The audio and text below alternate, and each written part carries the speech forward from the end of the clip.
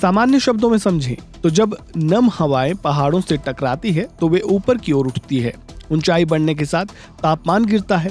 इससे हवा में मौजूद नमी संघनित होकर बारिश का रूप लेती है। ये प्रक्रिया संघनन कहलाती है। जब यह प्रोसेस बेहद तीव्रता से होने लगता है तब बादल फटने जैसी स्थिति पैदा होती है। हिमालय क्षेत्र में मौसम की अस्थिरता भी इसका कारक बनती है। इन इलाकों में तापमान और हवा की दिशा में तेजी से बदलाव, मानसूनी हवाओं के अचानक टकराव की स्थिति भी बादल फटने की घटनाओं को बढ़ा देती है। इसके अलावा जब बंगाल की खाड़ी और अरब सागर में आने वाली मानसूनी हवाएं टकराती हैं तो ये ज्यादा नमी लेकर आती हैं, जो पहाड़ों से टकराकर भारी बारिश या बादल फटने का कारण बनती है। सामान्य शब्दों में समझें तो जब नम हवाएं पहाड़ों से टकराती है तो वे ऊपर की ओर उठती है। ऊंचाई बढ़ने के साथ तापमान गिरता है।